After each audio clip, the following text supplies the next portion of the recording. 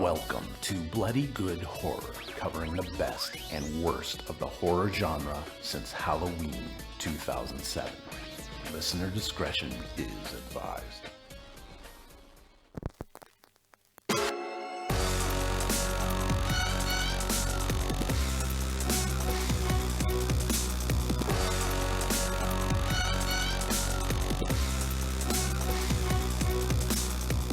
Hello everybody, and welcome to another exciting episode of Bloody Good Horror. My name's Eric, and I'll be your host for this evening, where 2 out of 3 of us will be reviewing Unfriended Dark Web.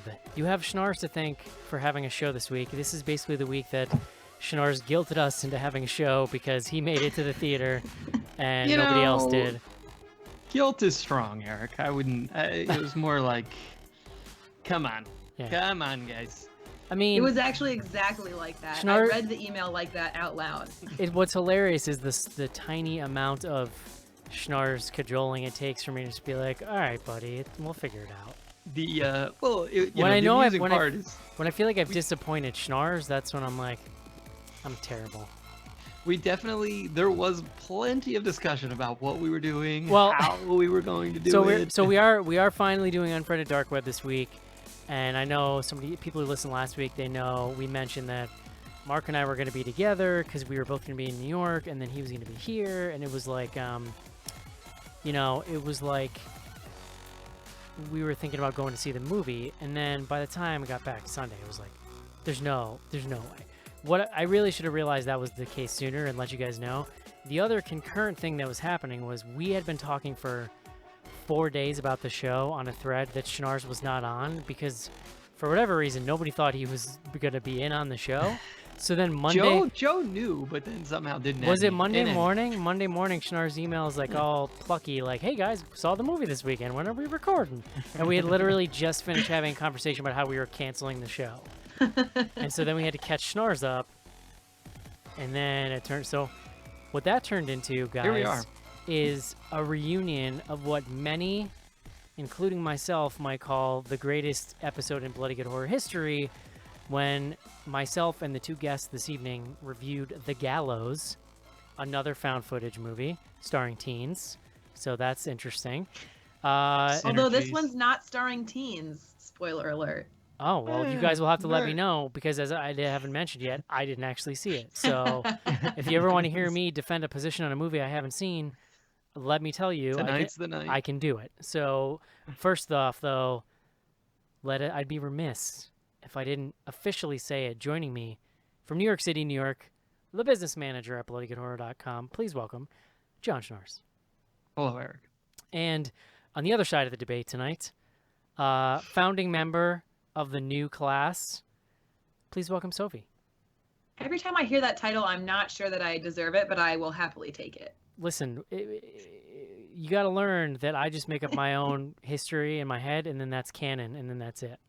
Yeah, sort of like how you guys think you won trivia. It's okay. But here's the secret. Here's the secret, Sophie, that you'll learn as you get older. That's actually the same as regular history, and when you realize that moment, it's really terrifying.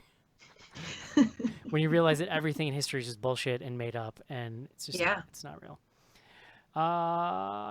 So here we are. We're gonna do like a crossfire type episode tonight. Schnars versus Sophie. Schnars, I think you know which role you're playing.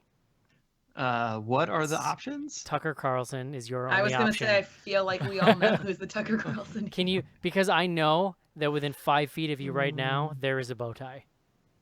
No, 5 feet. Maybe there's one in my closet, but that's like 15 to 20 feet away. You know how many bow ties are in my closet? About how big your bedroom is. That's a real Tucker Carlson move over there. Yeah. You know how many bow ties are in my closet, Schnars? 0.0. Wow. That's a real miss. It's a miss on your part. Okay. Nothing I can do about that. How about a Schnars beard update 2018 here? Is that 3 months of growth now, or? I did a trim on Monday. I usually trim it before I go to work on Monday, and then I just leave it until the next Monday. That's adorable.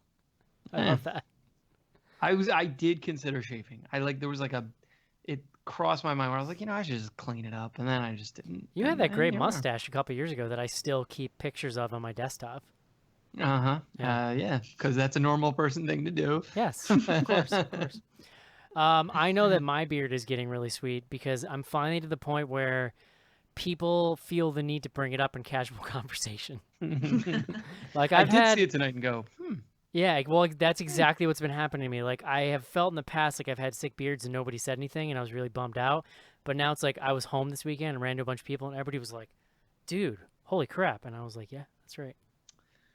yeah. I can I grow saw hair it. in my Well, face." you guys are having, there was a lot of Eric socializing going on this weekend, it looked Well, like. I got there and I realized there was stuff I could drink, which I didn't think there was gonna be. So, and Okay. as you know, Schnars, when when I'm drunk because I start putting my arm around people and telling them how much they mean to me. Yeah. I'm I a was gonna say, I I'm an know when you're drunk incredibly because you like, well, you just keep the drinking going. well, yeah, sure. It just, spills over into like, is this the right decision? No, probably not. Oh But yeah, no. Once the switch flips, I'm like I'm all in. There's no in between for me. That's my general life philosophy. yeah. Um, but I'm a supportive drunk. I love to tell people how good they are and how much the world needs them, and I think that's a service the world needs. Sometimes I Uh, tell you when it's time to go to bed, Schnars. well, and it looked like you were both back without families. Did either family come No, back? they were. Yeah, no, we were there. They were there. Oh, Yeah, all yeah. right. They weren't in the social media postings that I saw, so Well, that wasn't where the fun stuff was happening. yeah, fair point. No, last week I actually had a week without. So I've the 3 kids now, and my wife took all 3 of them to my in-laws for the week. That sounds amazing. It was the best week of my life. I mean, I don't say it like that in front of my family, but It's at least who I love partially. dearly, It's to at be least clear. partially why I got so excited about the last drive-in because just the act of getting to watch a few entire movies that weren't for this show was exhilarating. It's incredible. Yeah. To find 2 hours where I just did a thing that I wanted to do. Oh, I Are we making would this sound really appealing, Sophie? Yeah. the family having. Here's what it does do, though, I will go to bat for this. It makes you appreciate the little things and those little moments. Yeah. Because when someone's not like pooping on themselves or like on Yeah. the floor of your you. apartment. they're incredible. Yeah. Like it's the lows, but it's like the highs are just like incredible. So there you go. Yeah, it's the floor or the ceiling comes down. It goes like you know, this. like if you talk floor ceiling, like the ceiling Or comes just like this. the highs. Yeah. So It's beautiful. It's a thing of beauty. yeah. Sophie, Yeah. you and I were texting today because so last week in the show, my favorite part was when I got to tell you all about horror hosts. I don't remember if you were here, Snars, for that. No, but I was on the email thread and the Gotcha. text message thread that Gotcha. was interminable. Well, Sophie So- told us that she wasn't really sure what a horror host was, so Joe and I went. I mean, I was sort of Put our- familiar with the general concept, but had Sure. never really watched or was aware of who any of them were except Sure. Elvira. You're 25. I get it. I am not 25. We will not say, a lady never says how old she is, but older than that. 19 and a half. Fair.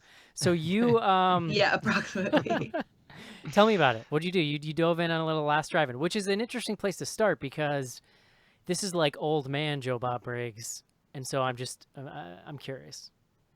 So the reason that I had texted you is to figure out if it would be better to start with a movie that I had seen already and wanted to get his take on, or a movie I had not seen. And so the advice I got from you, which is what I did, was to watch the very beginning where he kind of introed his return. And then I watched just his little intro. Then I watched Hellraiser, which was sort of the perfect thing to do because then when the actual movie was on, I paid almost no attention because I'd seen the movie so many times. But I really enjoyed his little, interjections. I fully recognize that I did not have the kind of experience that I think you all probably had watching it because I have no nostalgia for him whatsoever, and it was a totally new thing. Sure. But I could see the appeal. Yeah. I think that if I were to become a fan of a horror host, I don't know that he is for me. Yeah. But I think that's okay. Well, the other I mean, thing he's is like for like older people well, now. That's well, what yeah, Eric's no, kind he's of he's hinting for at. yeah, no, 100%. And the other thing is like back in the day, like he was it. That's why Right. you have nostalgia for like people have nostalgia for him because that was the dude Right. doing it. You know what I mean? And because he had a national spotlight, which most of them didn't, he was the one kind of carrying the torch. And Joe and I talked a lot about the nostalgia. It was like what you wouldn't have known is like they went to great pains to recreate the thing, like the camera pushes and the little twang music underneath them, and like all that was like they were crafting a fine cake that looked like an old cake, and they nailed it. I guess. Well, really I weird loved analogy. a couple things I loved. Terrible I really loved all of the weird interstitials of like the lizard climbing on top of small cars and RVs and stuff. Yeah. It was great. And at the beginning of the movie when he did, I think it was called like the drive-in count or something, where he talked about The like drive-in the body totals, count, yeah. and then also just picked really like lovely and hilarious ways to refer to things that were going to happen in the movie. Yeah. Which I think, especially if you've already seen the movie, is a lot more fun, right? Like, I can't remember. He had a really good one. Something about, characters in the movie getting pulled like Laffy Taffy or something, which is such a great description if you've kind seen of true. Hellraiser. Yeah, totally. Yeah. There were definitely moments of it where I think I texted you at one point and said, he's been talking about NFL players kneeling for 10 minutes, and I honestly don't even know what side he's on because he's just like rambling all over the place. Then it turned into, tennis and kneeling for God Save the Queen. It really went. Well, that was like me and but I appreciated it, and I kind of loved his enthusiasm and excitement to be back. I mean, even as someone who never watched it before, you can really feel how excited he is to get to do it again, and I can imagine how exciting it would be had I watched him before to get to watch him do it and see how happy he was to do it. It didn't feel like. Because it could have just as easily been like a cash grab, right? Where he's there and he's just kind of like, okay, well, I'll do this because people want me to do it and I'm going to get money for it. So, yeah. Cool. Well, that's exciting. I'm glad you liked it. My biggest fear was that you'd watch a random movie and hear something that offended you, because he's not, like you said with the NFL rant, and Joe and I were saying, like, because he is Southern, but it is a character, right? It's like this, like, very distinctive kind of like twang, like super Southern, like, and he always plays it up, and to hear that accent start talking about modern day politics, and it's like, I apologize to our Southern listeners. It's not that I think you're all going to say offensive things, but it's like with that specific accent he has, you're just fucking waiting for it, and you're waiting for him to like wade into a stereotype really hard. Yeah, and you're waiting for him to wade into something that he cannot back his way out of, but he gets around that by saying nothing that makes sense whatsoever. So that's true. Yeah. I mean, there were moments where he says things about women or sex that are like not how I would prefer that someone say that. A little. But it also never went to a place that I was upset. I just kind of felt like, yeah, you are playing a character, and a character that has its roots, a little retrograde at times. Yeah. I will tell you to not go on YouTube and watch any old ones, because I have been continually G-chatting Joe all week of the incredibly offensive things that, not like, there's only one really incredibly offensive thing I've heard him say, but just a lot of like, a lot of women stuff. It makes me appreciate that he seemed to have rounded those edges off a little bit when he came back. Like, he seems to appreciate the moment a little more, which is good. And people are allowed to evolve and change. And it was the 90s, so here we are.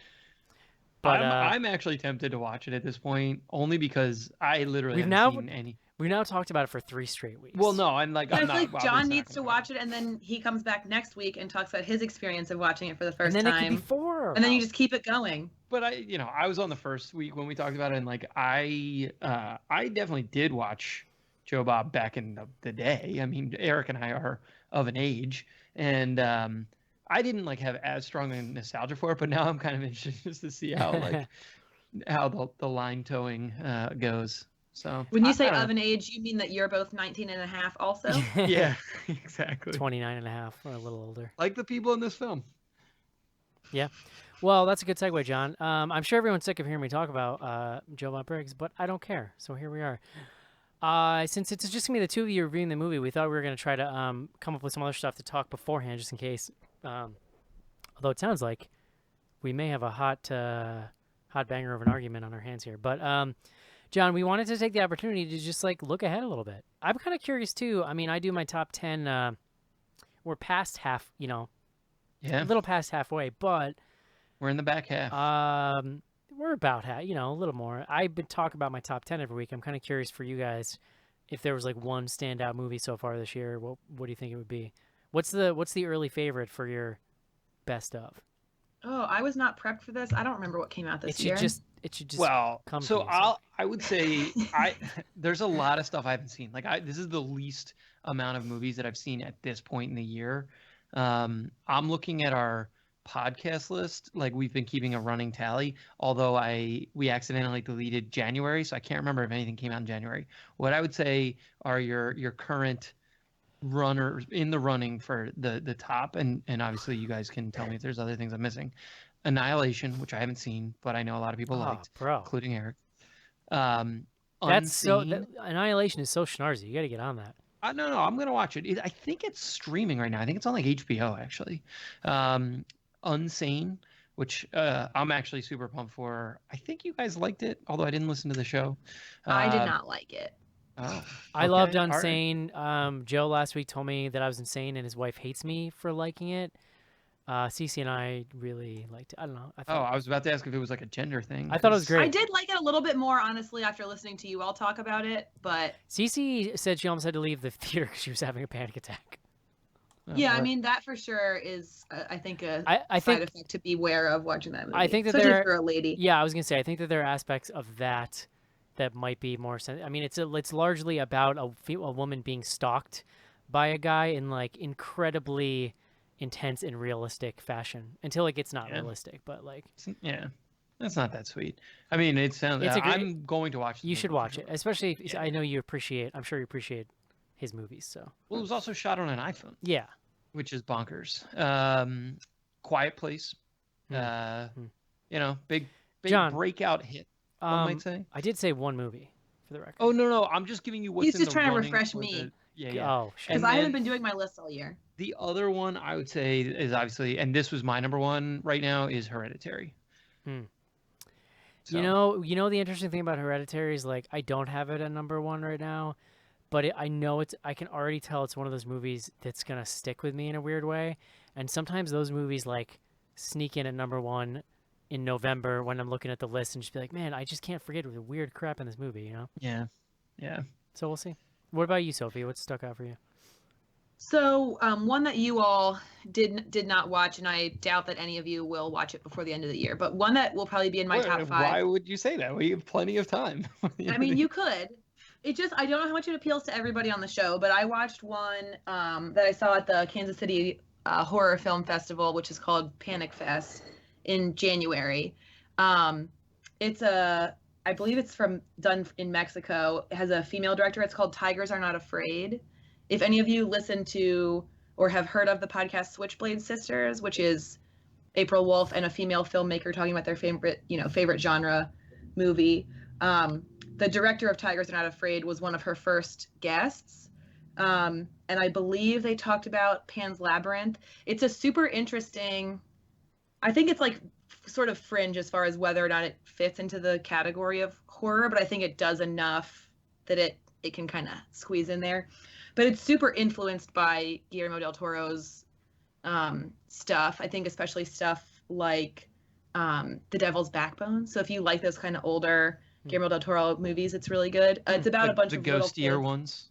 Yeah, it's about a bunch of little kids who are basically living in an area of Mexico that has essentially been wiped out and or just entirely abandoned because gang violence is getting closer and closer to that area, and they've all been orphaned or their parents have disappeared.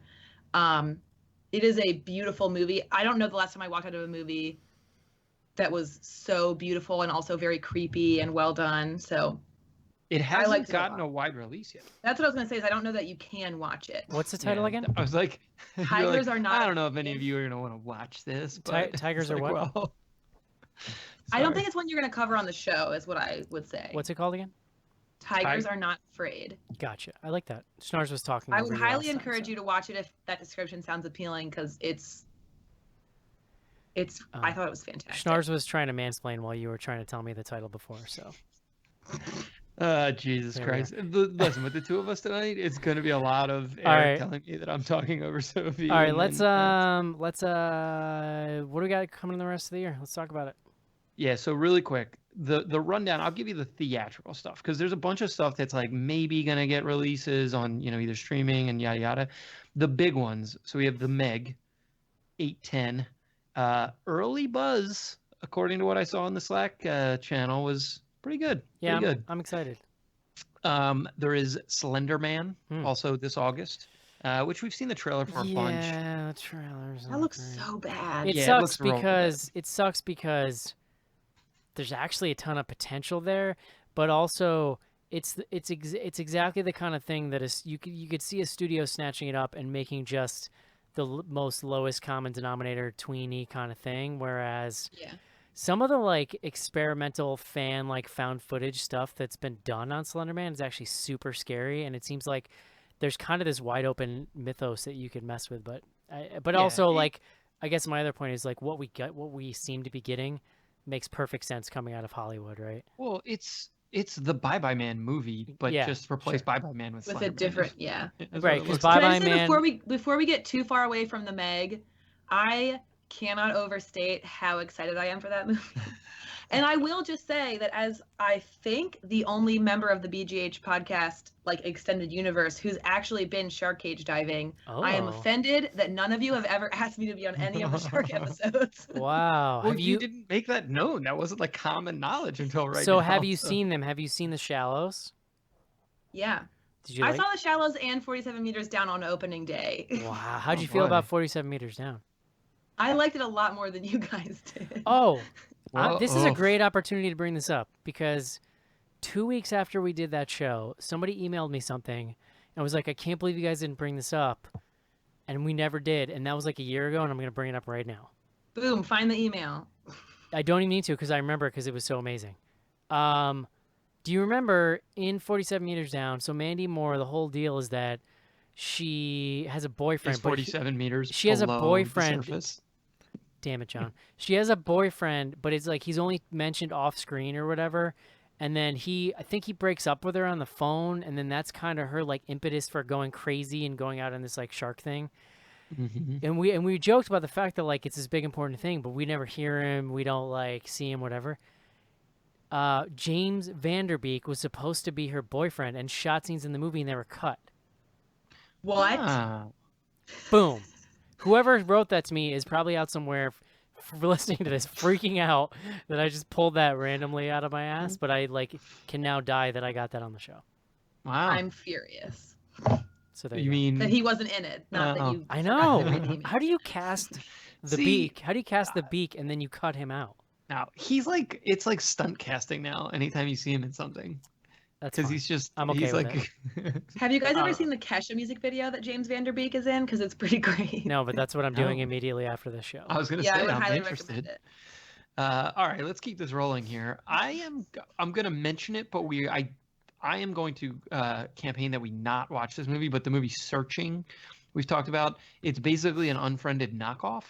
It looks like it's getting bumped. It's like unclear to me because it was listed at one date, now it's listed at another. I don't know, so we'll see. It's more of like a thriller than anything kind of horror-y, but I guess we can kind of make a call on that later. You were leaving out a really important detail about this movie. What, Searching? Yeah. Well, it's got something to do with like white slavery or something, doesn't it? Oh, Something... I have no idea, but it stars John Cho, so I will absolutely be watching it for that fact alone. True, yeah. I guess maybe not white slavery because I think he's searching for his daughter, right? So she's probably she is not white. She could be like half white. In any event, whatever. So it's a like I zoned out for a second and came back in the second half of that conversation, and I think we should move on. It's you just came back to John talking about white slavery. It's about human trafficking. Cool. Well, we're not going to talk about it. So what's next? The Nun. Oh, The Nun. September 7th. Sweet. I don't know. Who gives a shit about the Waniverse? I mean, I still maintain that trailer is the most outrageous trailer in a long time. Where's my movie about the creepy crawly man from the second Conjuring movie? The guy who comes out of the children's toy. He was like, it's all stop motion-y and creepy. He's like a big, tall, lanky, creepy dude. They're making a movie out of it. Are you talking about Slender Man? I'm just kidding. Hate you. I actually don't remember I'm what you're gonna talking look about, this but up. I feel like every one of those movies has like some weird The creepy crooked, crawly thing. the Crooked Man. Oh, the Crooked Man. Yeah. No, the Crooked Man was like because that was based on that real thing. No, I know, What was it called? The Engelbert House or something? But they're making a movie off of it. Oh, they are. Yeah. Okay. Well, right after The Nun, at least currently, is slated The Predator, which I'm counting that Oh, as yeah. horror. We're gonna do No, that. I'm way in Okay. on that. Yeah. Yeah, Crooked, okay. And Shane Black is directing it, so it's gonna be Oh, great. yeah, I keep forgetting that is gonna be The Crooked Man best. is TBA, which tells me that they're probably waiting to see how The Nun does before they spin another movie off of the friggin' Wanaverse. So. Well, can you really call it a spin-off once you've created the Wanaverse? I And mean, now the it's just like hilarious- things are happening in the Wanaverse. Right. The hilarious thing at this point is you can't keep it straight. Like, try to think of any one of those movies and the bad guys and the characters. It's all so much the same that it's impossible to keep them apart. Wow. It's like you don't know which one has Lin Shaye and which one doesn't because she was literally in multiple ones. No, Well, but she's she's only in all the ones Insidious, with I the thought. further.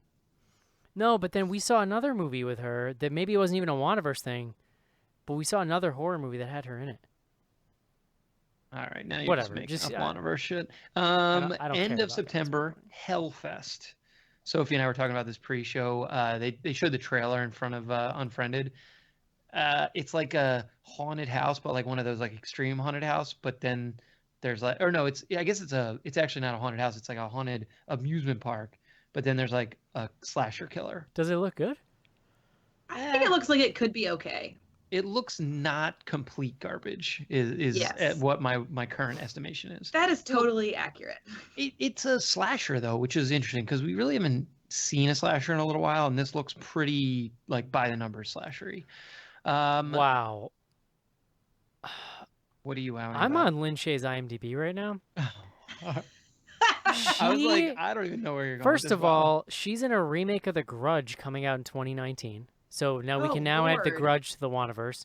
Second of all, she has a listing. I don't know if this is real or not, but she's listed in a 2018 movie called Herbert West Reanimator, Whoa. which has like a I think- poster on IMDb and a director, and it looks like a remake, I guess. I think both of those sound like direct to video, not like they're not real. Like they're not.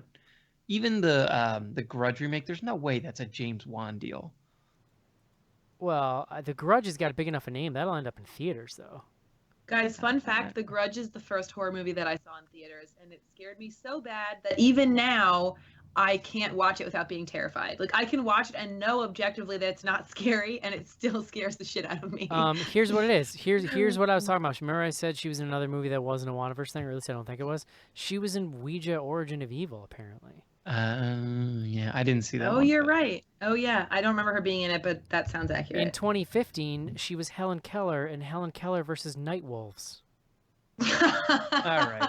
I'm pretty How have sure we we've not been down. watched that? Oh, she was in the We've been original down this road. Ouija too. What is going I on? just came in this conversation halfway, and I think we should move on. Is Ouija a Wanaverse thing? Yeah, I think so. I don't No, know. I don't it's, think it is. I don't think so. I think. Oh, no, 'cause it's Blumhouse. It's Blumhouse. Yeah. Good lord. All right, let's just keep this rolling, Eric. We only got a couple more. Goosebumps 2, although again, I gotta clarify the exact date. I gotta That's turn in this. October. Sorry, I gotta turn. I gotta shut this tab down because I could just read. We could do a whole show where I just read off her IMDb because it is bananas. And you just I think go, you should prep for next episode, Eric. You should prep a game where you read one actual Lin Shaye movie title and two fake ones and have the guys guess. I like it. Mhm. I like it. Not bad. Halloween, a little film called Halloween. Are you guys you're familiar with this one? Coming out October 19th.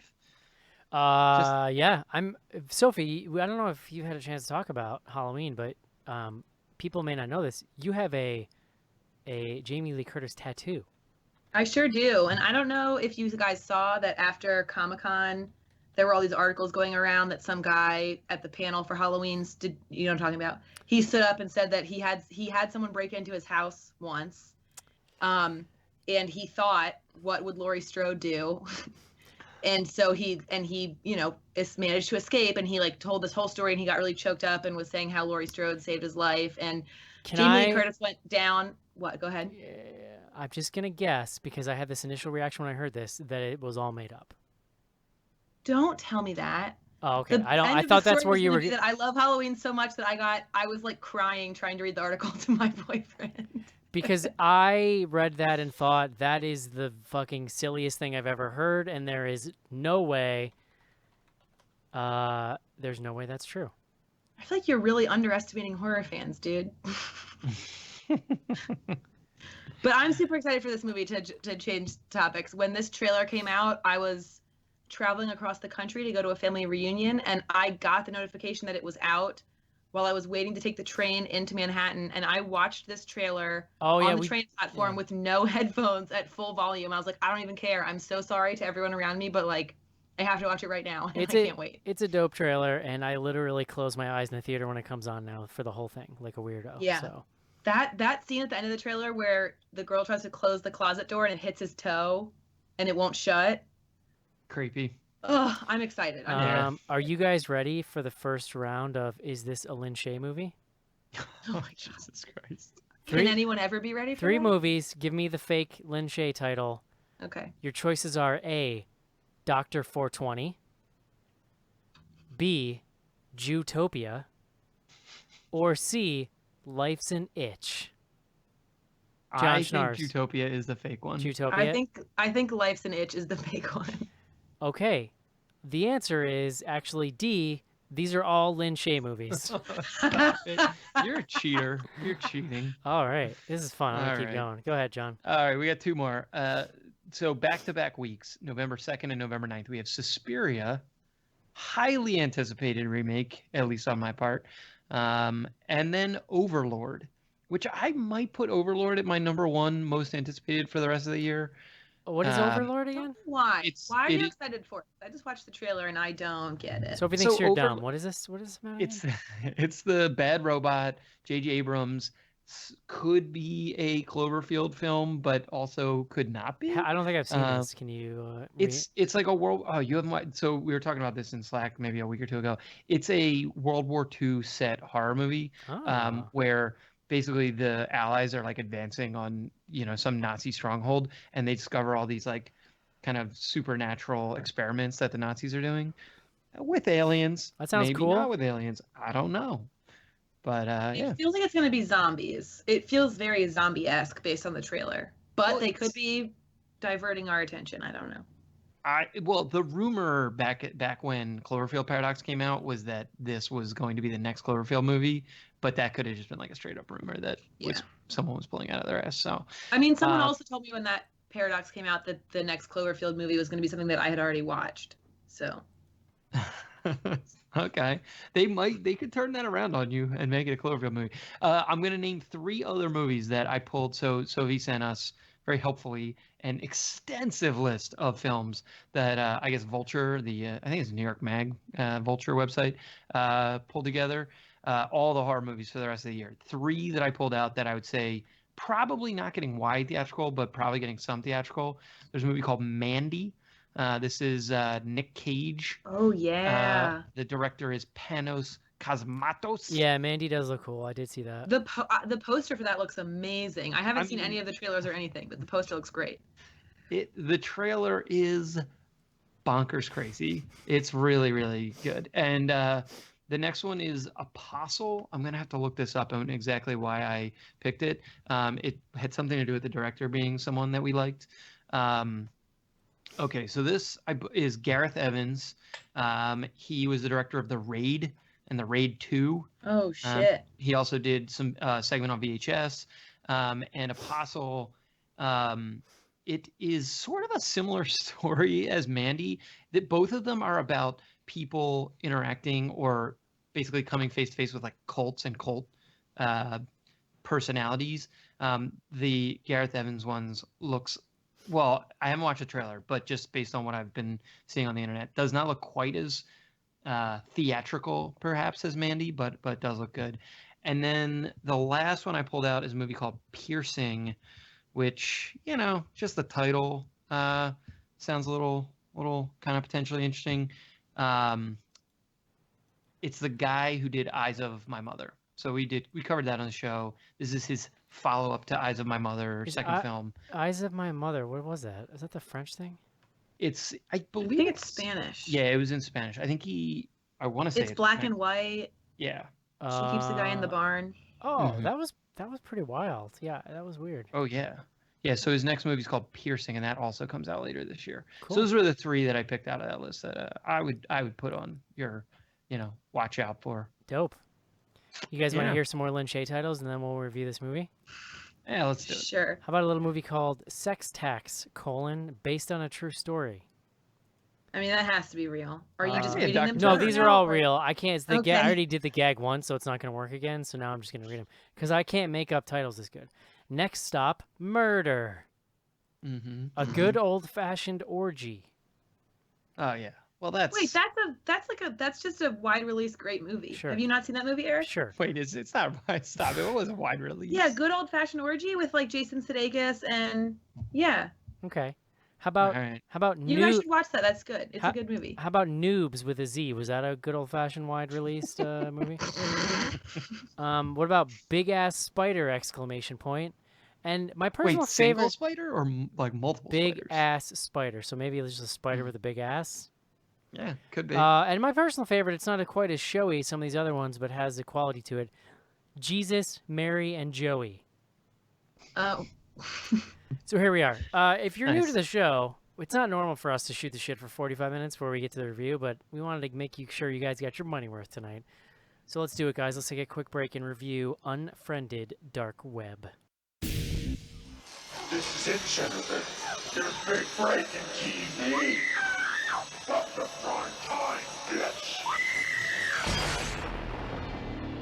Main feature. And we're back. John Schnars, or should I say, Mr. Carlson, What? please bring us the word of the day.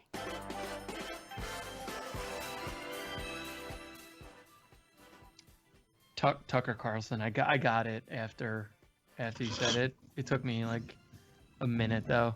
Cool. All right, Eric. Today's word: darknet. DARKNET. Seriously? You only did that because Joe's not here. You would What? never have done that if Joe was here. I absolutely would. So, all right, there's like a bajillion like internet jargony words, and I actually was searching a couple of them. This one has an actual definition. So the way I do these things, and my like sort of like rule of thumb is I type in define : and then the word, and if I get a Google like answer card that has an actual definition, and they give you the word graph. Have you seen the word graph? I actually really like the word graph. I'm going to talk about the word graph in a second. Please the do. definition here: a computer network with restricted access that is used chiefly for illegal peer-to-peer file sharing. I actually think that's like a little bit more narrow of a definition than I probably would have given, but okay. No, but so if people aren't familiar, that you can do the like Google Knowledge card, like the dictionary. It's like a dictionary card, and at the bottom they give you use over time because Google has basically been like indexing books and shit and like scanning, and so then they just like literally are indexing individual words, and you can see how popular and how they change over time. And so something like this is really interesting because well, it's actually just crazy, and maybe someone listening can explain this to me. Basically, it's a flat line. So the graph starts in 1800, so like 1800 all the way to present. It's a flat line until you get to like 2007, and then it spikes, and it's like really, really like steep spike. Yeah, that And probably it would keeps going. correspond with like New York Magazine or something writing about the Silk Road, right? Like that's probably when Yeah, people heard it for the first Absolutely. time. So here's my question. 1800, literally, if you go to the exact opposite end of the chart, there's like a little blip where like apparently there was people talking about darknet in It was just it was 18, dark like, web, and it was just 10. a spider that was really mean. And it had a really big butt. Just a big ass spider. I assumed there was like fishing nets, and there were like different color fishing nets, and like sometimes you had a light one, and sometimes you had a dark one. I don't know. John Schnars, tell me about this movie. Most importantly, is it at all related to the first one? So Unfriended Dark Web. The short answer to your Is question, the ghost of the girl who shit her pants in this movie? no. This is basically Then what are we doing here? It is a sequel. It is a spiritual sequel only. That said, it is a sequel produced by the exact same two people. So this is a Blumhouse Tilt joint, and the other producer who is fairly famous, and now I'm going to forget how you say his name, is Timur. Hold on, I'm pulling it up. Bekmambetov. So he's a guy you would probably recognize a bunch of his films. He did like the Night Watch, Day Watch, and then there was a third one in that trilogy. Those films. He did Abraham Lincoln Vampire Hunter as director and producer, but he's been producing a ton of shit. He produced the first one, he produced this one, and then obviously Blumhouse. So it's the same producers. Everything else is different. The original director is not around. The original writer is not around.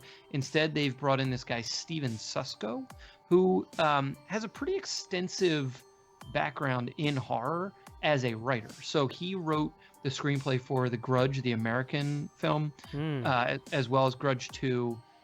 He did Texas Chainsaw 3D. Some people think of it as the best Texas Chainsaw remake the film. Second Grudge kind of sucks too. But this is actually his directorial debut. So this guy had never directed anything. And when I say it's a spiritual sequel, it's because it takes the concept of the first one, which is essentially you're watching someone's computer screen, and it just does that exact same thing again, but with a brand new story.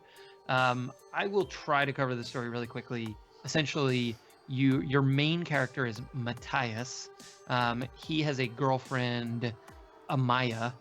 Amaya is deaf, and a lot of the sort of like interaction of the two of them is about how they can't communicate because he's never really taken the time to learn American Sign Language, but he has been trying to build a program that allows himself to like type words, and then it shows her American Sign Language of himself speaking the words. Whatever it becomes material like later in the film, but essentially he has found a new computer that he basically took from a coffee shop, like an internet cafe, and we see him sort of starting this thing up for the first time. And when he logs on, basically there's nothing on the computer. It's like a completely blank slate. And he starts to go into Facebook. He's logging in, and every time he's logging in, there is saved passwords, like saved username and password in all of the sites that he's going to, that he's basically just erasing and ignoring. But you see them. He also then like pretty quickly realizes he gets onto a Skype call with his friends. They're like having a game night over Skype. So that's like the setup for why he is engaging with all these people. Which again, is very similar to the first one. They have this Skype call. They're all kind of playing. They're going to play games. But while he's doing that, he quickly sort of realizes that the hard drive on this machine that he's got is completely full, even though he doesn't see any files. So then one of his friends, who's sort of like pretty advanced computer literacy, let's say like borderline hackery, kind of sends him some instructions on a separate chat, and it's kind of like, do this, this, and this. Opens up a sort of hidden file, drive folder, whatever the hell you want to call it. And on there is like a shitload of video files, like hundreds, thousands, that are coming from basically security cams, like Nest cams and shit like that. And then there's a separate folder of like what you don't immediately know, but like pretty quickly look like sort of snuff type films of women who have been sort of kidnapped and then put into like really not gruesome necessarily, but like definitely dangerous / like murdery situations. So he starts to freak out. He doesn't like immediately tell everyone on the call, but he sort of kind of gets into it with them. And at the same time, he then does start to explore the like logins of the person who had previously been logged in. That person sort of starts messaging him as like, hey, this is my computer. They message him under a name Sharon. Sharon. I don't know. Am I saying that right, Sophie? That sounds right. It sounded weird when they said Sharon. That sounded wrong. Yeah, it's like Charon, which because backwards it was like Nora C. Yes, something. which was the name On all the accounts was like Nora C. the fourth. Yeah, And so instead, it's like it's turned around. It's Sharon the Fourth. Sharon is like from some mythology. Shit, I should have looked this up. So nobody shits their pants in this movie. There's It's from no. Greek mythology. The pants shitting? Okay. The Sharon. Sharon like carries them, is the person who's supposed to carry you across the river Styx to the Yes. underworld. Okay, yeah. Well, and so that's sort of like the final piece here is like while he's being messaged by this person who claims it's their machine, he also opens up this program called the River, which is essentially like a dark web portal. It's like Tor or like it is a program that you are using to access the dark web. And so while he's on that then opens up all this like messaging program on the dark web, and all these other people with Sharon names start messaging him, and he realizes there's like this network of people that this computer has been a part of.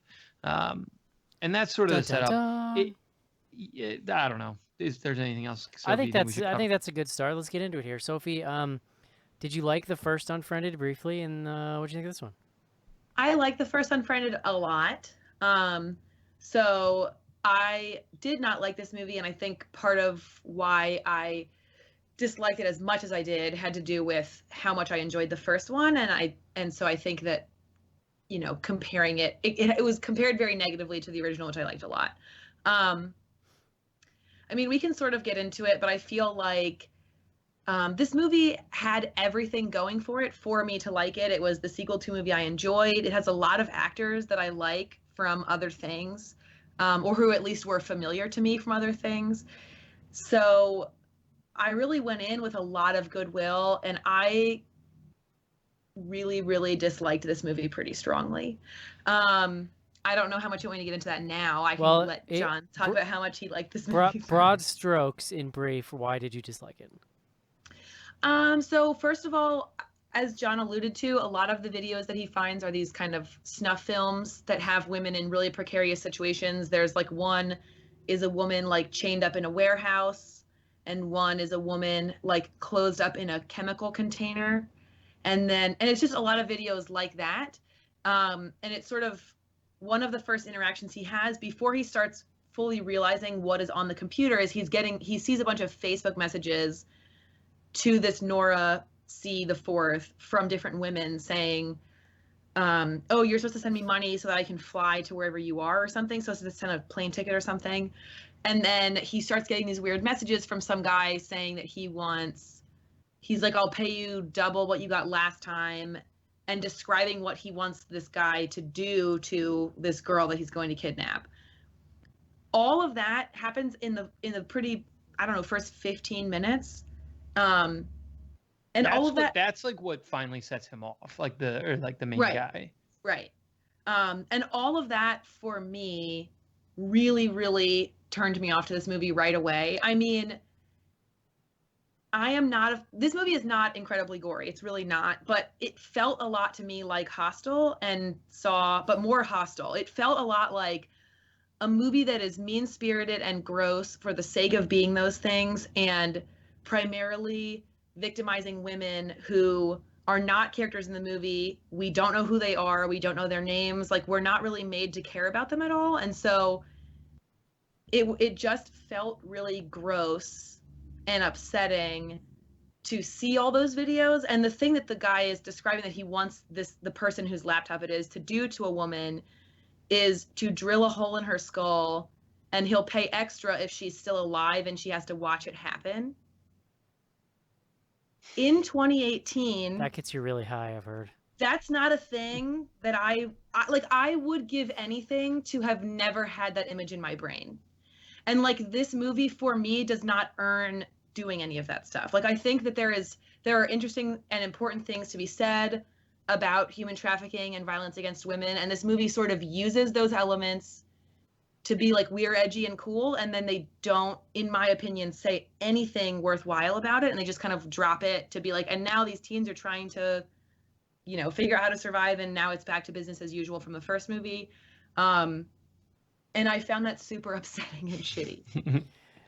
John Schnorrs, good luck counterpointing that one. Well, all right. So look, like, if you like this movie, you're a monster. John, go. No. I don't think that at all. I really don't. No, well, okay. So I would say, because it's funny, we obviously we had our little email stream before, but we actually agreed to not really talk about the movie. And I So was like, John's just coming in, totally blind. This is why we do the email, I, John. You're the one who shut it down. no. Well, Sophie was like, I don't want to talk about it, but I didn't say anything. Sophie, I you'd be really did good on expect- Crossfire. No, I did expect that that was going to be the thing that was probably most distasteful, and I won't even strongly disagree with your characterization of the film. So what I'll say is I like this movie certainly a lot more than Sophie. I liked it much less than the first one. I really liked the first film. Like I was like a big fan of it. I thought it was really interesting and sort of innovative in some ways. So this movie immediately, like, it's not as innovative because it really is just doing the same things that first film does. What I would say is it's doing them just as well in a lot of places, and I'm talking purely on sort of like a technical, sort of like filmmaking, storytelling, mechanics from that standpoint, right? So, like the content itself, like I'll get to it for a second, but I think of this film, and I think of it in the context sometimes, in some ways, of the found footage sort of like subgenre. Found footage films for me either like work. It's very rare that they're sort of like in the middle. Usually, either they like work and I like them a lot, or they technically kind of fall apart. Often around that question of like, why is the camera still on, or like why is this being shot? This movie, and same in both of these films, the sort of artful dodge is that you don't have to answer that question because like you're just seeing a computer screen the whole time. So there's never a pretense of why is someone filming this. You literally you just have to be able to assume that someone is doing the things on the computer screen that you're seeing. And so again, like from the mechanics of the narrative tying together with all of the sort of ways that technology and software are interacting on the screen to tell a story, that like really worked for me, and I thought it held up here, and sort of like the same acrobatics in that regard come together. I don't know, like where I think it's like less strong is like they have to introduce this whole kind of like dark web conceit, and there's this whole the river, which is like this program that he uses to access the dark web, has like this visual interface to it of a boat going down presumably the river Styx, and it's just like a visual that like it doesn't really go anywhere, although it's like sort of creepy. It's like an 8-bit Nintendo visual that you probably saw in the trailer if anyone. Is the scene from the trailer in there where the one friend really awkwardly describes what the darknet is to everybody? Yes. It's like, oh, it's like the darknet, bro.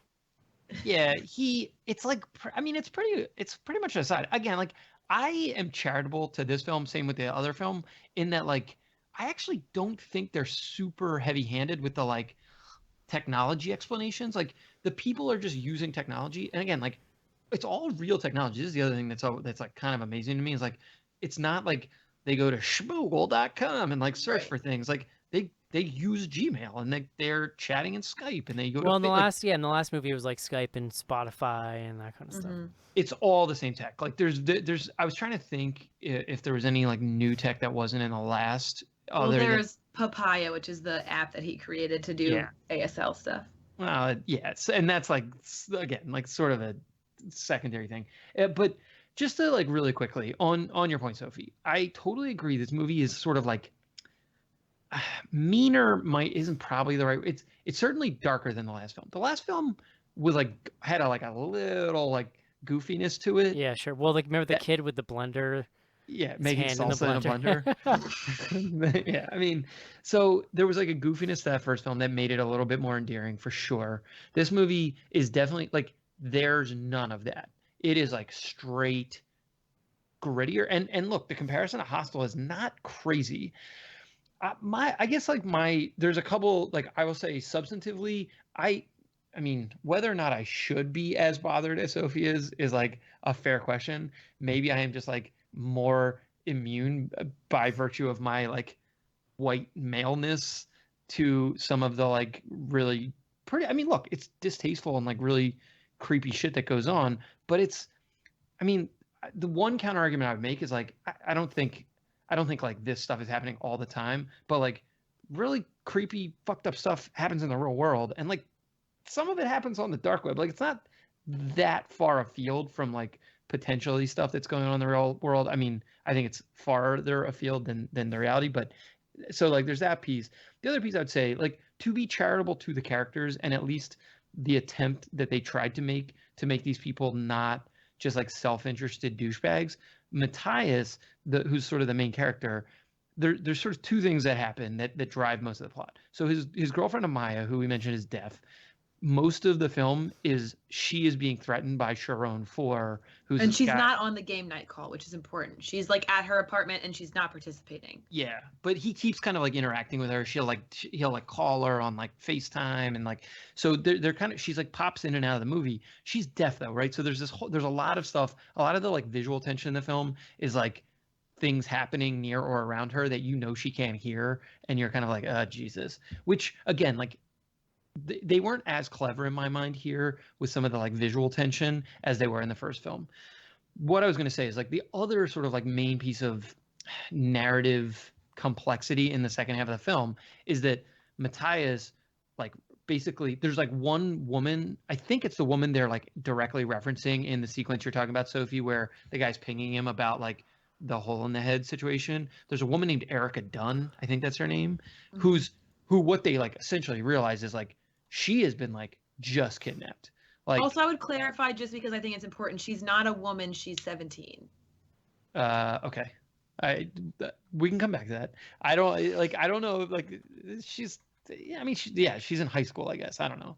But she so Matthias, like, basically it's not just like, oh shit, like I have to save Amaya. Like, he also is making, I would say, a concerted effort that like Erica Dunn has to be saved as well. So there is an element of like, he's not just trying to like save his own skin or just like prevent general chaos. Like, he's also trying to save this woman or this young woman. I don't know, what's the appropriate terminology? So I don't know. I mean, young woman or girl, both would feel fair. Okay.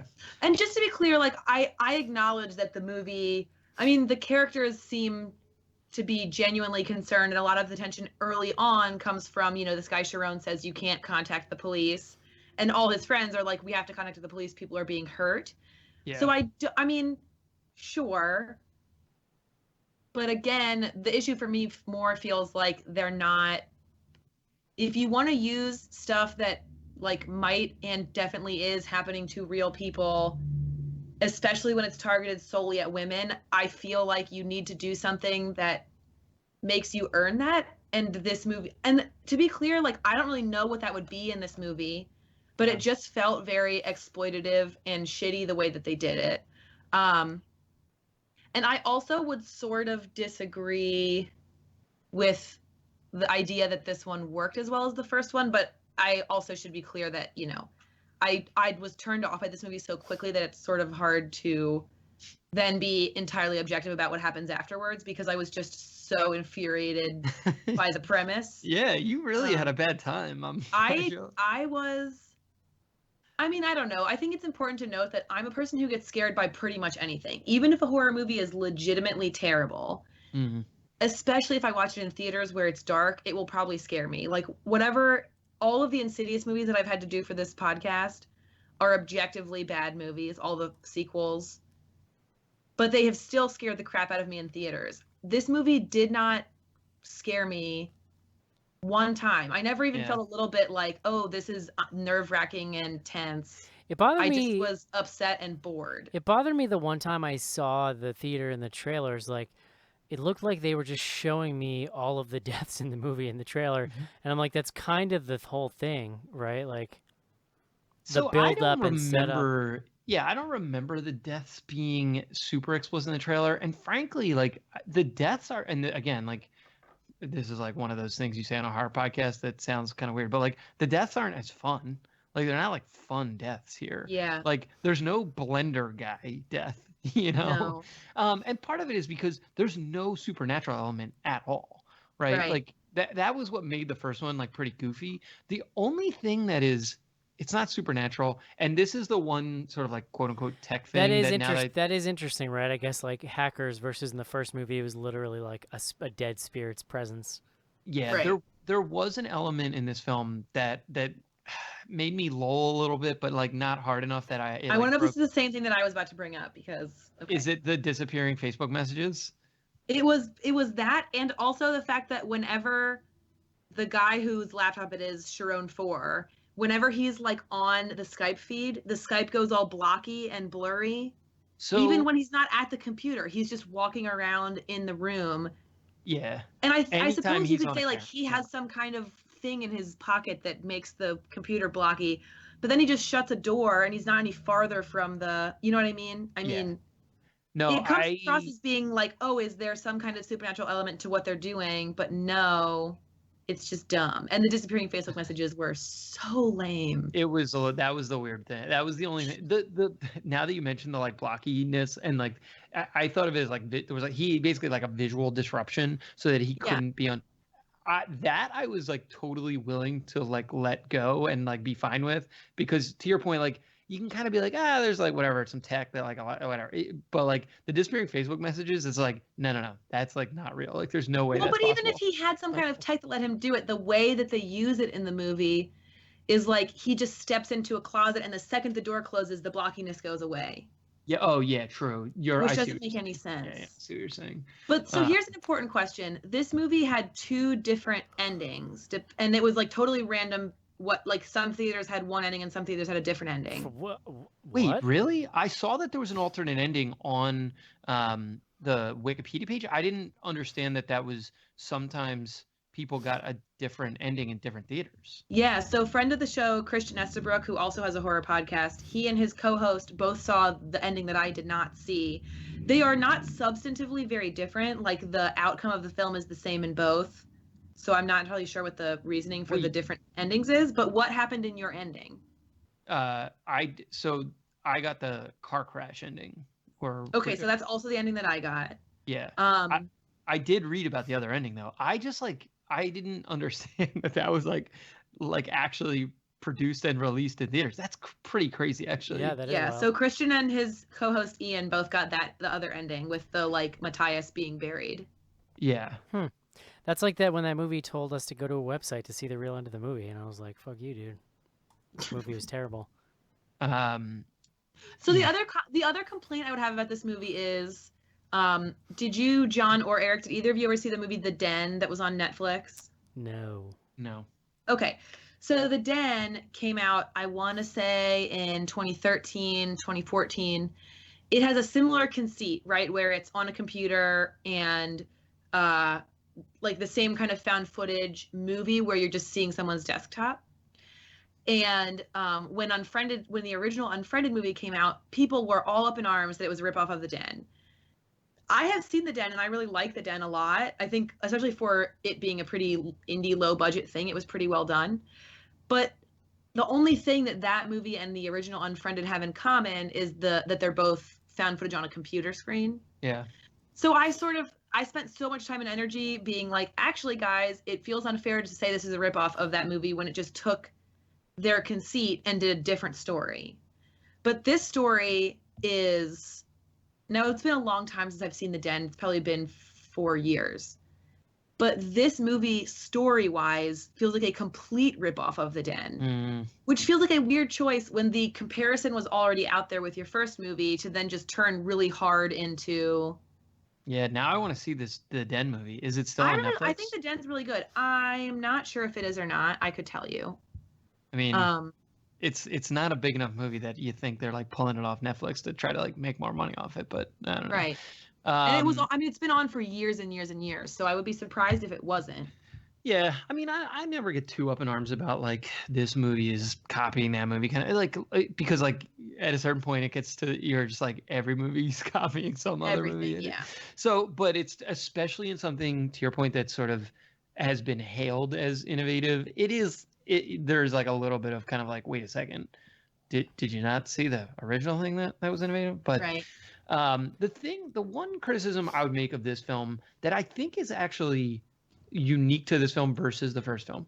And it goes back to your point about Hostel, and one of the problems I've always had with the Hostel films is that I really struggle to build a genre framework for them that works, right? And like it's been like a while since we've like talked about it on the show, but since there's only three of us, I feel like I can go on for a little bit. Like the whole idea with like genre films and like the way they theoretically work, quote unquote, is that it's all about sort of setting up preconceptions and like building a common like language and syntax that allows the viewer to kind of sort of enjoy even in the case of horror, like pretty gruesome or dark stuff, because you're doing it in this sort of safe space that typically ends by sort of reaffirming the universe, right, or reaffirming the quote unquote dominant ideologies.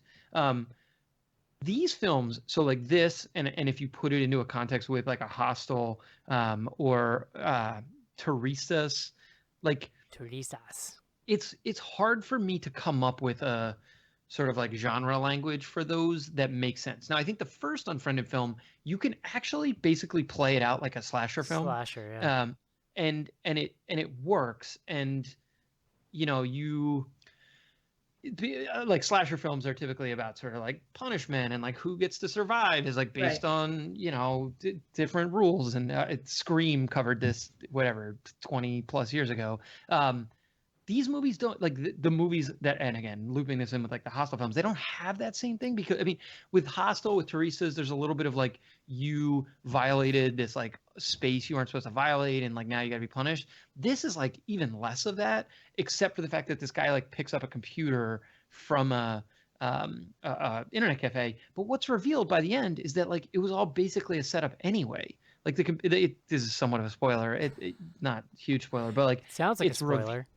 Well, but it's revealed that like, like the Sharon gang or whatever the hell, the people on the river basically left this computer to be found by someone who would get far enough in unlocking it that they could then set that person up as the person who had been perpetrating all of these crimes. That's a pretty big spoiler.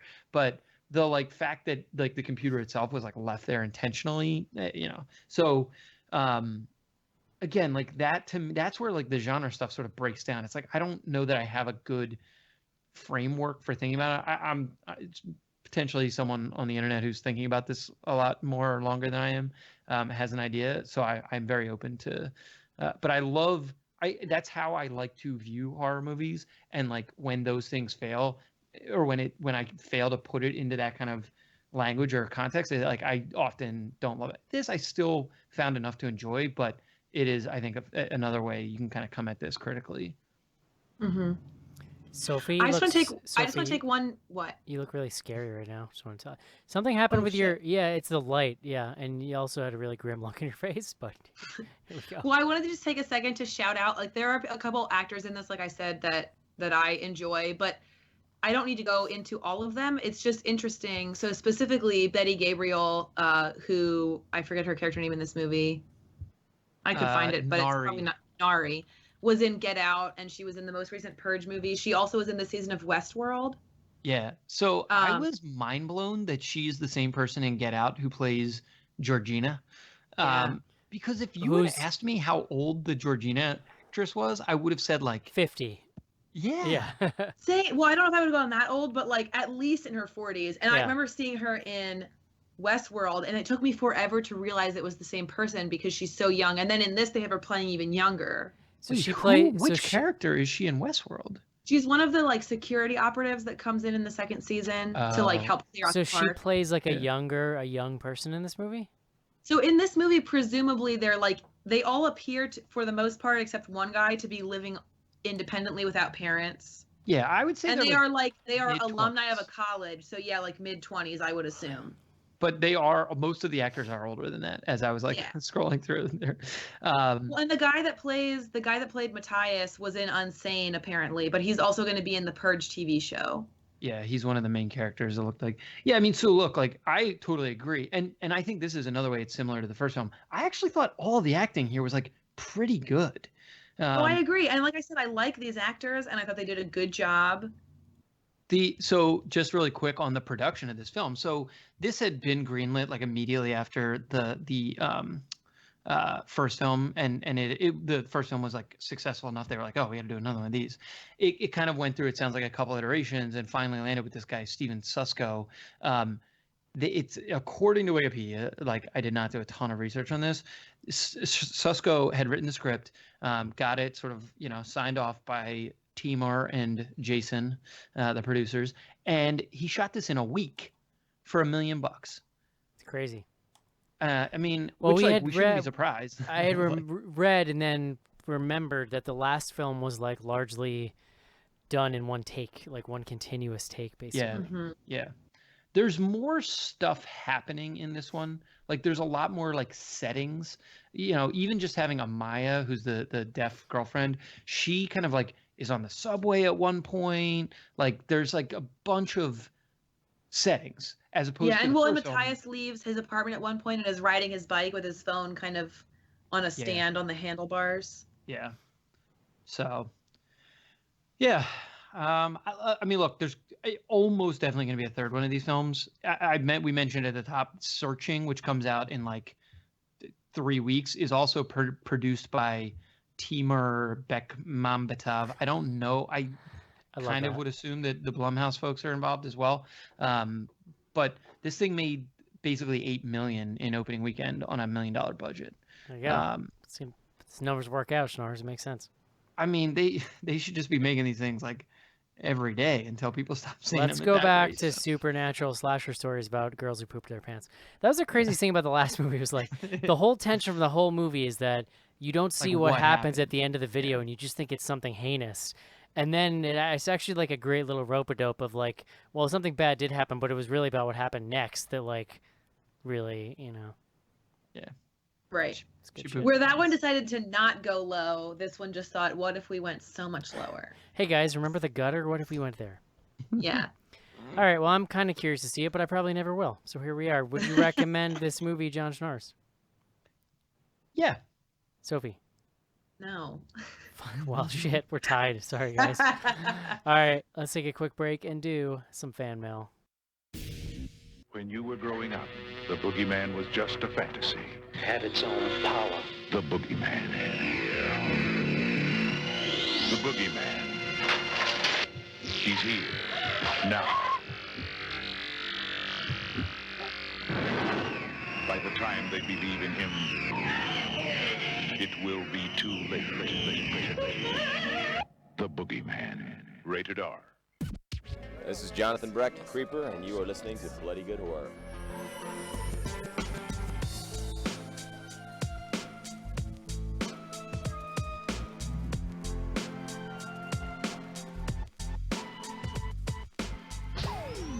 Send your emails to info@bloodygoodhorror.com or hit us up on Twitter at BGHorror with the hashtag AskBGH.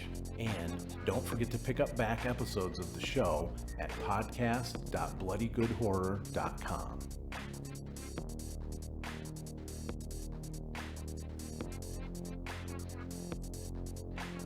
And we are back. Guys, Lin Shaye was in a movie called Zootopia. Also, I didn't that one. Give us a new title. Also, I didn't mention this, but she played the main character in Dr. 420, who's named Dr. 420. So Solid. it also seems important. John, we got an email from a guy who's having trouble with his Google Podcast app. I was curious if that's a thing you're aware of, or... So it's funny because I pinged on Slack because there is a new Google Podcast app, and I was pinging just to be like, hey, if anybody's like got any feedback on Google Podcasts, like we haven't looked at that at all. And like, he wants to know if there's an updated Patreon link. When I put the original one in the search field in the Google app, it says it cannot find it. So we should research. I mean, that's a Patreon thing. I would say like go re-log into Patreon, like kind of like refresh the page and see. I mean, look, I don't have like great advice. The next thing I would do is go look in their forums because they have pretty robust forums actually. So I can take a spin there. What you're gonna want to do is steal a dude's computer from a cafe, Yeah. and find a bunch of snuff on it, and Nothing will ever go wrong with that plan. go from there. Rhiannon says, after listening to your fascinating The Endless episode this morning at work, I feel quite urgent need to hear you review Resolution. When Casey said he added it to the list, I felt overwhelming relief because I knew that, for some reason, I had to hear what you think about this film that I have never seen. I have to know why it angered Sophie so much. I have to know if Joe loves it. I have to know whether Eric hates it more than The Endless or whether maybe, twist, he would like it. Yours in anticipation, Rhiannon. So wait, should I watch The Endless first and foremost? I liked Sounds it. like- Eric sounds like- Eric did yeah. not like it. Do you want to have a new debate? Eric It's- did not like it. I liked it. Let's go. It's fine. This is how I described it. It's like they were trying to make a weird loopy like time loop movie, but they weren't. You remember Triangle? Yeah, love Triangle. Yeah, that's a good move. That's a good version of this movie, but this movie's bad. Okay. Oh, just an update on The Endless, and I'm sad Joe's not here to hear it, and he will not listen to this episode. But I was in Chicago this weekend with my sister and several of her high school friends to celebrate her birthday. And her friend who lives in LA was asking me if I had ever heard of Justin Benson and Aaron Moorhead, who wrote and directed both of those movies.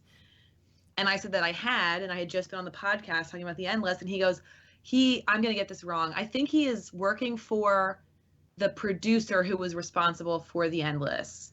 Oh. But so he has gotten to be on set with them on their new movie and is potentially going to be starting to shadow Justin Benson, which I know Joe will be excited about because he's so handsome. He is. That's true. I did come away thinking that. The director is handsome, you're saying? Yeah, so they star in the movie. The two. They're the stars of the movie also. They're like Ah. dudes who are, I think, friends. I don't think they're related, but they play brothers in the movie. But they're like longtime creative partners. All three of their movies they've done together. they're also the two. They did Spring, too, They're right? also the It's the two same guy. stars of the movie. Gotcha. It's one of those deals. Anyway. Which one's more handsome? Did we decide that last time? Oh, or- there's a Justin clear. Benson. There's a Yeah. clear winner. Oh, now I just feel bad for the other guy. Yeah. Okay. Well, he's not an unattractive man, but standing next to the other guy, it's like you got no shot. Yeah. Sorry- Well, he sorry, probably buddy. knows then. He knows. Yeah. I like it. Next up, Wesley. This is actually, prepare yourself, John. This is a very earnest email. Okay. Mentally prepared. Wesley says, I just wanted to write and say thanks. I was recently in a 30-day inpatient rehab for addiction. While there, I did not have access to my phone or computer. Upon completing the program, I returned home, and after settling in and spending some time with my family, I checked my podcast and was delighted to see several new episodes of BGH. You guys have kept me laughing and helped me acclimate to my new sober life. I'm currently 2 months sober, and I'm loving life and looking forward to a great future. I'm glad you guys will be with me on my journey. Much love all around, Wes. Congratulations. Yeah, Congratulations, congrats, number man. one. That's amazing. Also, I read this and immediately felt deep relief that we decided to do a show this week, Schnars, because the guilt I would have felt having withheld Do not let Wes down. Bloody Good Horror from him would have been too much for me to bear. So Nah, that's why we do it. This is what it's literally that email there you will go. keep us going. Wes, we're So- proud of you. We All are right, man. very proud of you, buddy. info@bloodygoodhorror.com is the email address. John Schnars, we got some Twitters, I think. Yeah, so we've only got one BGH classic, so Perfect, you because know, it's 9:30. yeah. There's a fair bit of Ask BGH, but I think we can pound them out. So our one BGH classic comes from Mary Wait Scary. That's at Mary Wait Scary, Mary on Twitter. Mark, please caress our buttholes with the Google report. That's an air quote. That would be me, as- yeah. Yeah, anyone who was around back then. Episode 60, The Uninvited. Mm. Mm-hmm. I don't miss shenanigans, but I do sometimes miss the Google report. I mean, yeah, it went to a dark place, and we had to shut it down for. Yeah. Did you for guys real. like that movie? Out of curiosity. What was it again?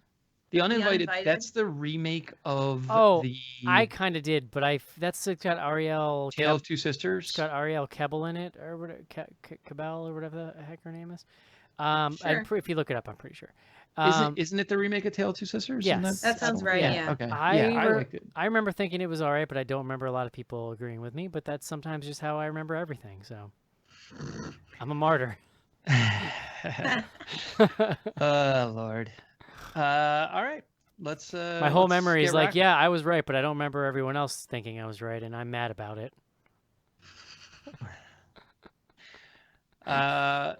The first Ask BGH comes to us from Stovall Cody 42 at Stovall Cody 42. Thoughts on He's Out There trailer? Friday the 13th meets The Strangers? ?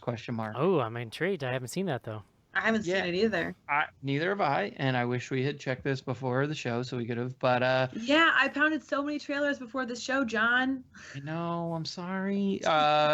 Cody, we'll take a look. And I was the one who suggested we do it, and I didn't watch any trailers for the show, so I'm just pulling it up so that I don't forget, and I will post it in Slack so that those people there can comment on it. It's a Denis Iliadis. I feel like, is this the guy? Oh yeah, it's the director that did the Last House on the Left remake. He also he's the one behind He's Out There. So he's done a bunch of other stuff. So guys, yeah, we will check that out. I just found a really great entry on Lin Shaye's IMDb page. Eric, I thought you said you were closed this tab a closing it. long time ago. She was in a movie in 1996 called Project Alf. This was a TV movie in 96, years after that show was canceled, about Alf. And the Alf's still great. was there? Do you remember a TV movie in 96? No, I don't. But Captured by the alien task force, Alf was rescued by two officers who found out the project shall be canceled, and also Alf. I don't. The tagline in the poster says. The tagline in the poster says, "Call the government, alert the media, hide the cat. Alf is back." You see, because he eats the cats. Jensen Daggett is in this movie. That's incredible. I need to find this. Yeah. All right. Guys. You heard it here first, guys. Who does she play? She plays can She plays waitress in Project Alf. Eric, I'm going to ask you to take this to the Eric show going Oh. forward. You should do an Eric show where you just respond to movie titles on Lin Shaye's page. Guys, she was on My So-Called Life. Was she like a teacher or something? Parent number 2. Oh, all right. So she didn't even get a name. That's rough. All right. Next question. This one, we'll see. We'll see what we get on this one. I'm very curious. Christian Spampinato at ShineMaster9000 says, your thoughts on Black Mirror, favorite episodes? Do you consider the show scary overall or not really? I haven't really wanted to watch it because everybody I see tweet about it says it's like a lot to take in. So, all right, I have a lot of thoughts. Sophie, where do you land on Black Mirror? I like Black Mirror a lot overall. I mean, I think like any anthology, the episodes are super hit or miss. Yeah. There are definitely episodes that I find very creepy, but I think that usually the ones I like the best are not the creepy ones. Yeah, so I would agree with that. So, like, I am a strong proponent, I would say. I've not seen... I think I've seen all of the third season. So, basically, the first 2 seasons were on BBC. Then they did a Christmas special. I've never seen the Christmas special. I then saw all of season 3, but I don't think I've seen any of season 4. Season 4 is good. Okay. I mean, look, I'm not, like, denying it myself for, like, a good reason. It's just, like, I just haven't gotten to it yet. Yeah. You have kids. I get it. I would say, like, some of my favorites. So, I actually, so to your point, I think some of them are actually legit scary. Some of them are not. A lot of them are, like, scary, and this is what, Eric, I think you're referencing. They're scary in the like unsettling, like, wow, this is actually, like, too real for me right now type of situation. Look, like, the very first episode is one of my favorites because it is so freaking black. And it's, like, crazy. The one from I think it was nominated for an Emmy. I think it's in the 3rd season. I think it's something like San Junipero. Yeah, San Junipero. I love that episode. I'm trying to, the other ones that, like, really landed with, there's one in the 1st season where it's about the guy who has, like, the camera lenses, like the contact lenses that have the camera, and you can kind of, like, rewind your life. That one's, like, pretty rough. I don't know. Are there any other, like, ones you would call out, Sophie? So I think the first episode of season 2, which is the one with Donald Gleason, where you can kind of, like, rebuild a person from their internet presence. Yeah. is one of the most devastating hours of television I've ever seen. It is so heartbreaking. Yeah. But I think my favorite episode, which you have not seen if you haven't watched season 4, John, but you would probably like it if you enjoy San Junipero, is Hang the DJ, which is not a scary episode at all.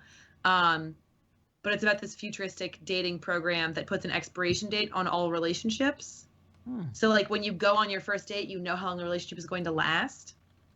That episode is so phenomenal, and it's really great. They also did a great episode this season called the USS Callister that has Jesse Plemons and lots of other great people in it. That's a Star Trek homage. That's super awesome. That was season 4. I did watch that because that's like an hour and a half. That's basically like a full movie.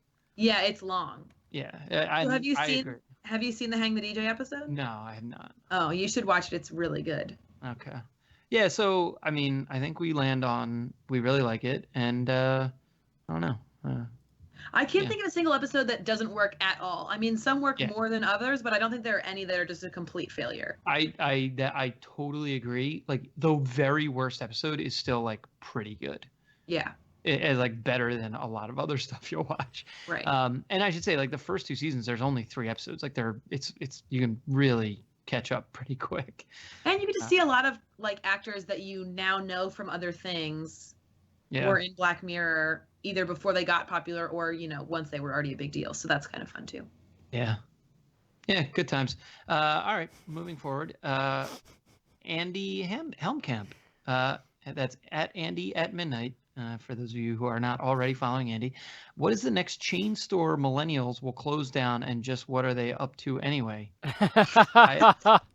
I assume that's a question for Sophie. I actually don't even know what he's referencing right now. He's referencing I don't know why he's referencing this, but like all the articles about like millennials are killing the casual restaurant, and millennials are killing movie theaters, and they're killing Chili's, and it's a thing. So there's not killing Chili's, the restaurant, or the vegetable? The restaurant.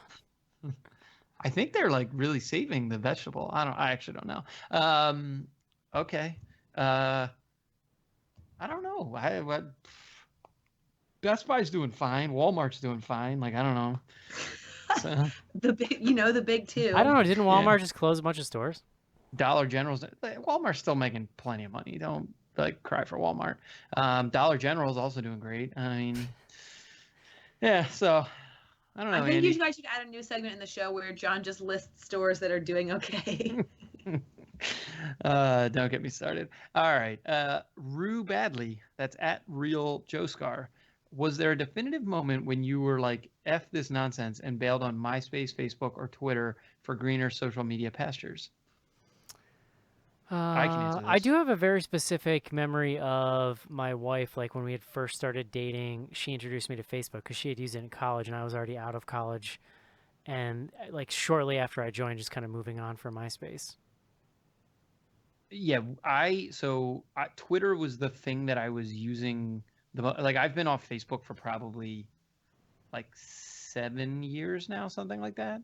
But I was still pretty like somewhat active on Twitter. I signed out of Twitter on the night of the election, 2016, and have never gone back. Now I say that as I am currently logged in so that I can read the BGH Ask BGHs because I have to do it, but it's the only time I log into Twitter is to check out on that stuff. So I still have a Facebook and a Twitter, and I didn't use MySpace for very long, so I don't remember if there was an inciting moment to get rid of it. I did have a Zanga back in the day, and don't know what that is. Oh, it was like LiveJournal, like one of those crappy websites. And I got rid of it in 8th grade after a friend of mine, for you that are not watching the video, can't see the air quotes, wrote a poem on her Zanga all about how she wished I would die in a pit. Oh, bummer. What? That's not nice. High school was lame. Do you guys remember Ello? No. So Ello was like a big thing on like tech sites when it announced it was launching, because it would launch right around the time Facebook started adding ads and like their interface started getting a little crazy. One? No, it wasn't. But the whole idea was that we're never going to have any ads ever. We're not going to sell your information, like blah, blah, blah. It was very clean, like had this very like modernist kind of utilitarian look to it. And people were all about it. Like, we're leaving Facebook, blah, blah, blah. And I signed up and made a thing, and like people kind of used it for like a week and then stopped. And then now it's like you see stories about it still being around every once in a while. I'm gonna see actually if it's around right now. I will say It is still a thing. I use Instagram. I would say like twice a week. I will open up Instagram, and I find it to be fine. And like I don't, it's not detracting from my life. I actually I have, don't feel compelled to use it every and day. we can move on. But I found Instagram to be a little bit of a safe place in the sense of like I can go there and mostly not get political opinions, so it's something I can idly flip through, and it's just kind of a positive thing most of the time. You know what I mean? Whereas like almost no other social media thing can say that. Yeah, no, Mhm. totally. Okay. Dilly D. Williams, Dylan Lidgard. Do you think Shudder should develop a Joe Bob type show where they do a movie or two a week? This would be the same format with different hosts. Or should they try a Joe Bob marathon once a year? Keep up the awesome show. I've thought about this a lot because I wondered to myself like We know. because I like the appointment TV part of it so much, like would I watch other people doing this? And I'm honestly like not sure. I really think the nostalgia is such a huge part of it that I'm just not sure, because I've had opportunities to watch other hosts and I just don't, because I don't care. So I don't know. It's a good question. Yeah, I mean, like They'd have to be incredibly good. yeah, I was gonna say like they have the data on like how it did with Joe Bob, and you got to think that if it was really good, you're gonna get something else like it. You're either gonna get another Joe Bob later, as long as he's willing to sign up, and I would think what else has he got going on, or they're gonna try and find somebody else. But yeah, I don't know. This is definitely a super niche pipe dream, but I know from listening to his podcast and stuff that Kumail Nanjiani enjoys a genre film every once in a while, and I would absolutely watch Kumail Nanjiani just shooting the shit about horror movies Yeah. during commercial I breaks. mean, the cool thing about Joe Bob is like he just knows shit about these movies that nobody knows. Like I learned so much because he stuff. like knows all of the people that were involved. Yeah, 100%. Yeah. Yeah, you would need someone with similar, like if it was going to be someone more modern, they would probably be showing more modern films, which is tough. Yeah. Our own Casey Criswell at Casey BGH says, since I'm not there this week with Unfriended Dark Web, will Unfriended Dark Web offend my old man sensibilities by being shot entirely on a laptop screen? I think it again? did. I think it did. Yeah. Yes. Casey so. being 100%. Casey being mad at that is like one of my favorite things ever. So Jeremy Burgess at JD Burge says, forgive me if it's been discussed and I missed it, but what would it take to get y'all on Letterboxd? I already follow Casey, shout out Casey, but would love to see more BGH crew on there. I don't need more crap to keep track of, man. Sorry, it's not gonna happen. No, but there's definitely other BGH. Like I'm pretty positive that Shelton is like active on Letterboxd. Shelton is definitely on Letterboxd. I'm also on Letterboxd, but I only use it to post movies I've seen so I can remember what I watched. So I don't know that it'd be that exciting. But if you want to follow me, I'm Final Girl 89. There you go. You're the Shelton. You're the 89th final girl. No, 89 is the year I was born. Oh, gotcha. It's still got an 8 in Nine- front of it. You're doing fine. Yeah. Thank you. Yeah, I would maybe tweet at Shelton, and you can see what his letterbox story is. I think Andy maybe he's on there as well. But so yeah, 2 more. Brian McCoy, that's at Brian McCoy. Going on vacation next month. Should I feel bad when looky-loos get more than they wanted? Should I use this as an excuse to finally watch Coco? Laptop horror on a flight? Yay or no way? I'm not 100%. This is a hot what mess is of a the question. looky-loos? I don't What even is the understand looky-loos? what Like you're people who doing. look over at your screen when there's like someone getting murdered or sex happening. You go to Amazon, they sell you a screen for like $15. You put it over, and nobody can see unless you're like dead on. No, I don't use those because I feel like it just disrupts the like kind of visual look of the screen enough that it's annoying. I don't worry about that stuff, and I'm on a fair number of flights unless you're like sitting next to a child, and then it's like a little awkward. Or if you're watching something super grim. I went through a phase where I discovered that you could rip and put movies on your PSP through the memory stick. You had to. It's like it was some crazy like obscure codec you had to use. And I was on a flight and I watched Chud once on my PSP that I had ripped from my DVD. Yeah, there you go. I mean, If the screen's small enough, I also look at like I'll be no, but I'll be on like a Delta flight, and Delta has like a ton of movies. Like it'll be like 100 movies that you can get, and there are inevitably a couple horror movies. Usually they're edited, but sometimes it's still pretty graphic. And other flights I've been on, there's definitely like nudity in movies. And I'm like, what? You know, you like do a double take. And it's like dude sitting next to you is watching something with like boobs in it. You're like, what's going on here? You lean over. You're like, hey, but what's that? Get going.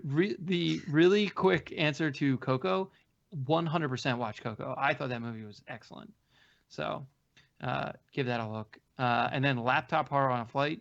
Yay. I think is where we're landing there, right? Yeah, for sure. All right, John, are there any other important Ask BGHs that need to be said? Last one here. Skizbot checks in.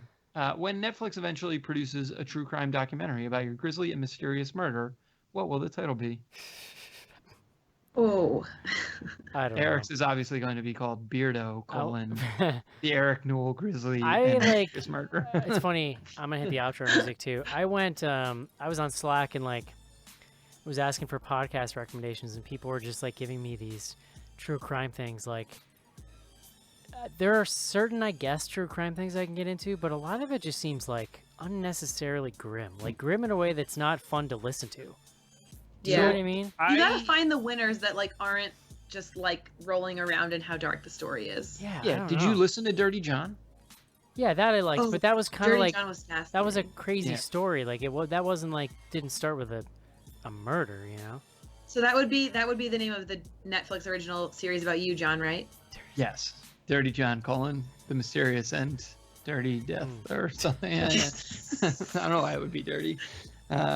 But yeah, I don't know. It seems like a little much to me. I mean, I like them if they're good. It's just like you could say that about basically everything. So. Okay then. Cool. I don't know what we're doing next week. Do we know? No, we got an open week before the Meg. Maybe you guys should watch Resolution since Rhiannon is dying to hear you talk about it. I'm good. Thanks, though. We were discussing we may be doing a poll, so we'll figure that out in the next day or two. Check out your Patreon. Keep an eye on your Patreon, y'all. We'll do a poll. We're doing them polls. Boom. Dr. 420, starring Lin Shaye as Dr. 420. Which fake Lin Shaye movie would you like us to watch? It'd be really funny if she was actually like really against weed, but that was just a weird name her parents gave her. That's like the whole comedy. That's just her birth name. Yeah, 420. 420 is her name. All right, guys. Okay. That's going to do it for Unfriended Dark Web. Hope you enjoyed whatever that was. We'll talk to you next week. Goodbye. Bye-bye.